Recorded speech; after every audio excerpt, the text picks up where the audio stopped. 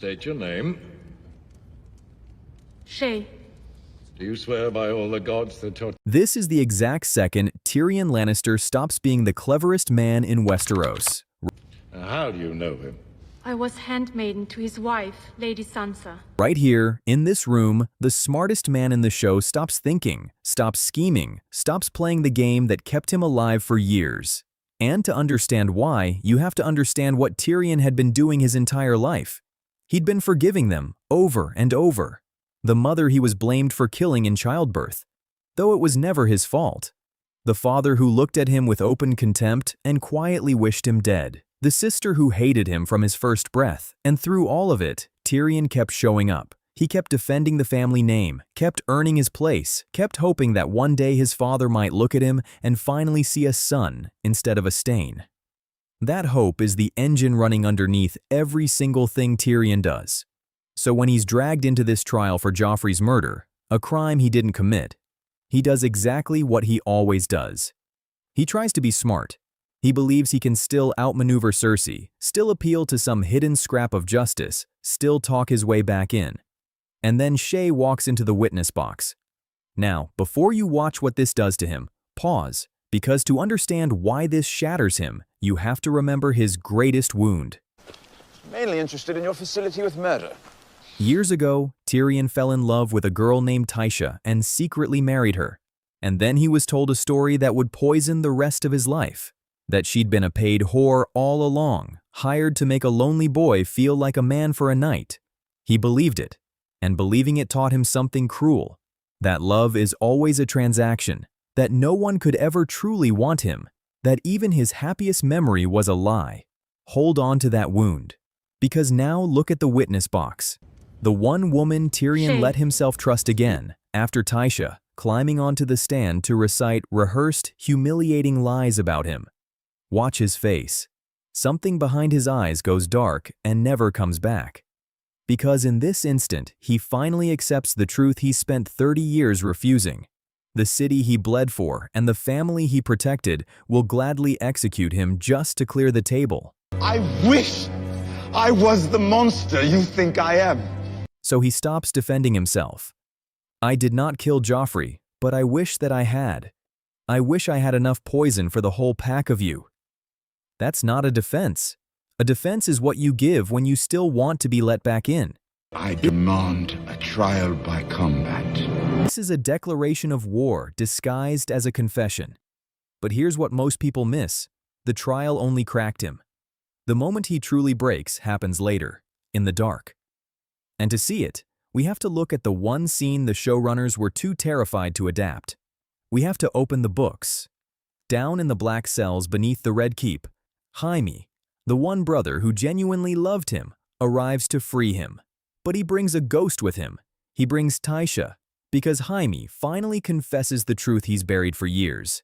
Tysha was never a whore. She was a crofter's daughter, met by chance on the road, exactly what she seemed to be.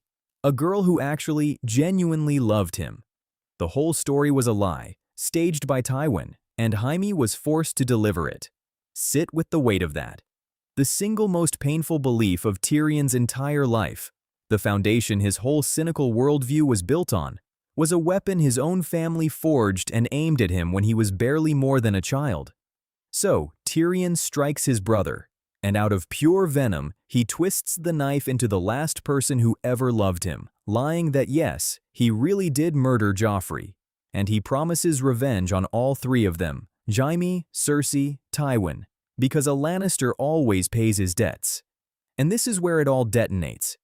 Tyrion doesn't run for the escape passage. He goes hunting for answers. He goes hunting for his father. And on the way, he finds Shae, the woman who lied about him, in Tywin's bed. He strangles her. Then he takes a crossbow off the wall and corners the most powerful man in the world in the most undignified place imaginable, sitting on a privy. Sit with that image, because it's everything.